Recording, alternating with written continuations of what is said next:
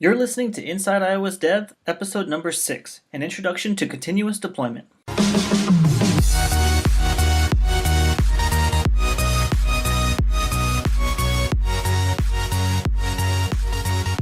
listening to Inside iOS Dev, the show about real-world iOS development.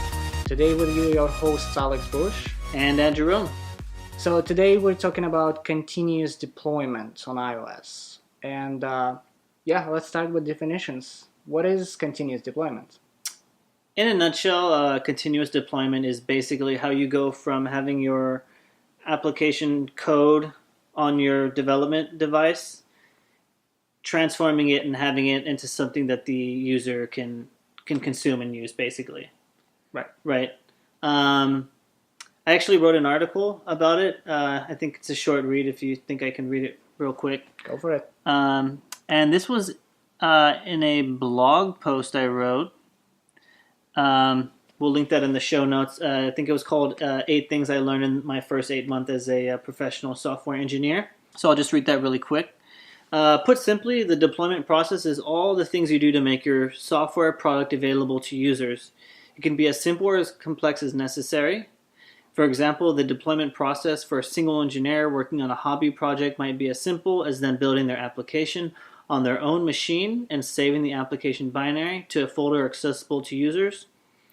However, as the software project becomes more complicated and more engineers are working on the project, you'll find such a simple process lacking. Being able to coordinate the work between different people will require multiple version control branches. Being able to test the software before releasing requires the use of production and staging environments.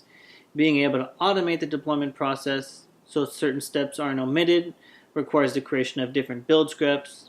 So you have all these things, and I guess I said the key takeaway is that software deployment is all these steps you take to make the software available to users, and as your application and the team working on it grows in complexity, so does your deployment process. Right. Yeah, and that pretty much, gives an overview of what it is. It's all the things that you need to do, as you said, to get your code in hands of your users. Right. Effectively. But what it specifically entails is several steps overall, right? They again vary in complexity depending on your setup and use case, but still overall, what you need to do is to build your code base. Then you need to run your unit tests if you have them to make sure everything is still intact.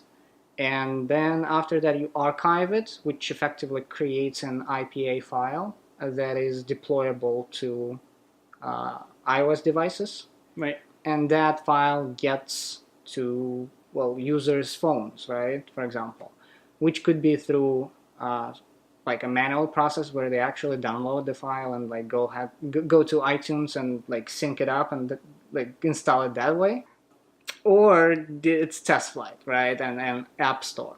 That's a more automatic way of doing it these days. But essentially, you, regardless of your setup and complexity, those steps are like you have to do them anyway. Right. And essentially, that like previously but doing it manually though is kind of time-consuming process. It's involved, and every single step, like your compile time might be a few minutes, which is our case, right, with a huge code base. Or your unit tests or your tests might be slow as well, right? Especially integration tests. Right. And archiving it always takes forever, and after that you have to upload it to iTunes Connect, for example. That's also a process. If your IPA file is big, it's like maybe hundreds of megabytes. Many steps and lots of waiting. Right. Yeah. And as developers, we don't like manual stuff, right? We like to automate, and that's where the continuous integration or continuous deployment comes into play, which is effectively all of that stuff, all of these steps, but automated. All the manual stuff, you can just now automate it. It's right. Awesome. And there are various ways of going about it. Previously, developers, they were not no services out there available that would automate and take care of all of this for you. So people would set up like Mac Minis in their office or like similar actual machines, and they would run Jenkins or similar server there that would, like, after they deploy to Git or something like that, will have a hook, and then that server pulls that code from your GitHub repo, and then that machine through Jenkins, it runs all those steps, Right. right, and then delivers it somehow, or at least get you that final IPA package that you can then distribute yourself. So, but that was a very convoluted process. It was involved, and like setting it up, you had to understand like, oh, how the hell do I actually set up like a Jenkins thing on my Mac Mini? And we iOS developers don't want to mess with that land of web things, and it needs maintenance, right? So like it's sometimes breaks, right, and you need to fix it, so you need to kind of keep an eye on it. And but these days, so that's what we had kind of when we started working on our project, but then it wasn't working that well, and we decided to switch to a more automated service solution, a cloud solution. Right. Yeah. Service basically. That way we wouldn't have to maintain it ourselves. Just another thing that we don't have to worry about. Exactly, right. At least cut the part with maintaining the server. Yep. Yeah. And actually having hardware. That's insane these days. Yeah. So we chose Circle CI. That is a continuous integration service that is a polyglot, as far as I know. It caters various kinds of languages. Yeah. And environments and so on. And one of them is they run Mac servers. So that means they can build iOS apps, and they have all of the environment.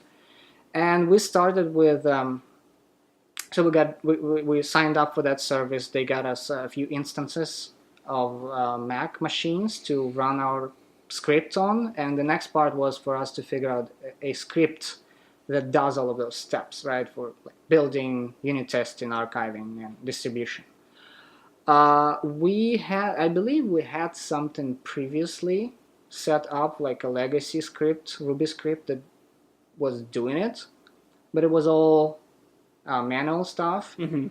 And what we did, we switched to Fastlane. It's a Ruby gem. It's a very well-known and popular gem for automating various iOS tasks, such as building the project, running unit tests, and connecting to TestFlight and Yep. uploading files. Uploading it to iTunes Connect. Right. Yeah. So that script is very handy. It's again well known and has a lot of a big community support. Yeah. So it's well tested. It's robust, and was actually pretty easy to use, as it's composed of various other libraries that help with each step, each part of it of that process. So yeah, and that worked for us for a while. But at the end of the day, we had issues with Circle itself, right? Yep. As far as I recall, it would break. Yeah, I don't recall the specific issues, but I do remember, I think it was around the time we started changing our merge strategy, and we started changing the way we used our production and our staging and our test environments, that we ran into issues. And it just seemed that, like you said earlier, it's like a polyglot service, so it kind of is like this service for every kind of application you're building. So for specific iOS problems that we were having, it was just not working for us. It was breaking. Right. It's frustrating. Very, yeah. We had to manually like SSH into those instances and like fix things or like debug. Yeah, and especially when the purpose of this thing is to automate this process, right. And now we're here manually fixing things. It was just defeating its own purpose of existence. Exactly.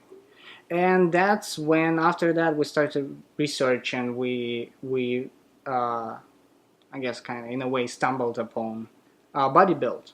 That is another service that caters specifically mobile development, I Yep. believe. So Yep. they cater iOS and Android, Yep.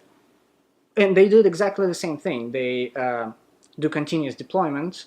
They have uh, uh, a bunch of servers out there, right, in the cloud that do all the building, all those processes, all those steps, and so on. But it's catered and specialized, and caters specifically iOS and Android. And also, they do even more. So effectively, all of those steps are taken care of for us: building, archiving, unit testing, and deployment.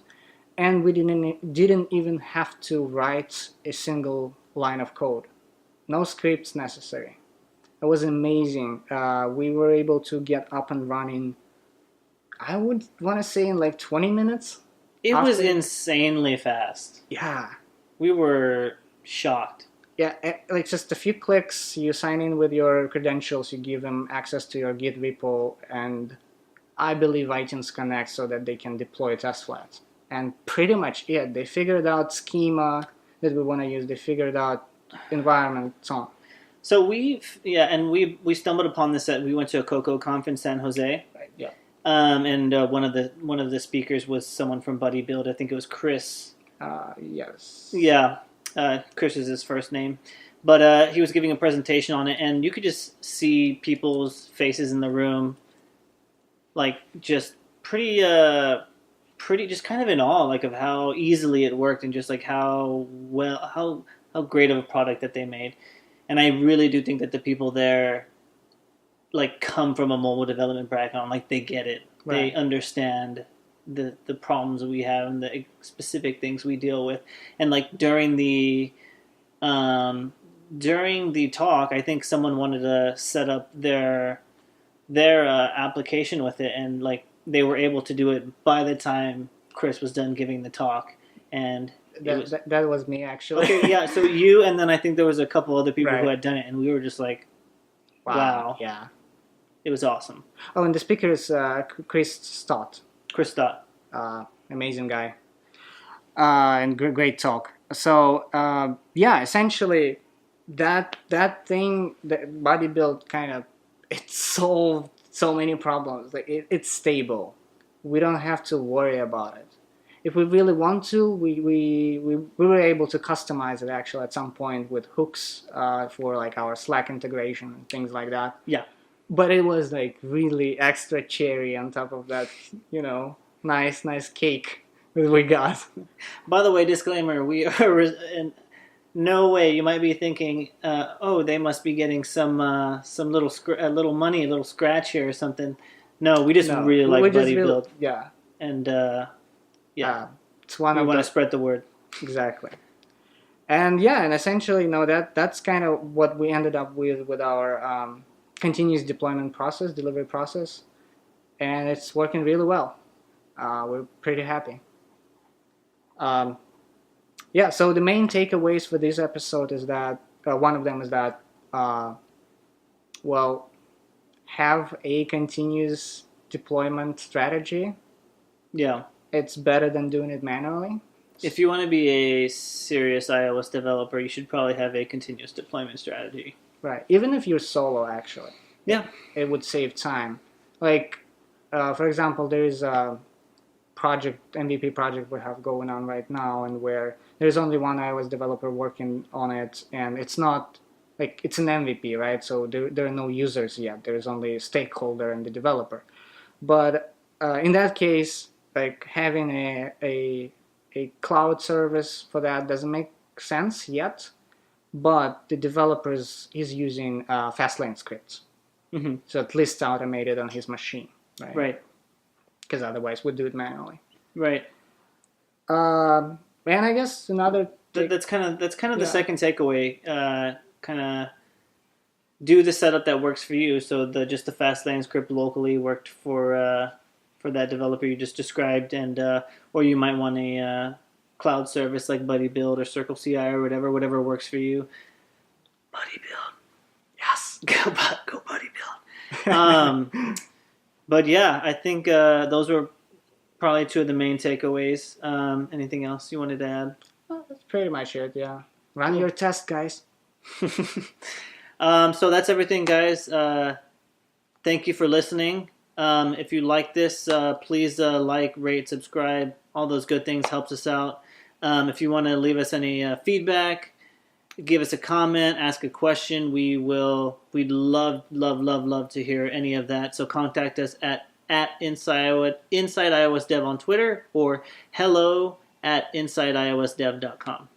All right, thank you. Thanks, guys. Bye. Bye.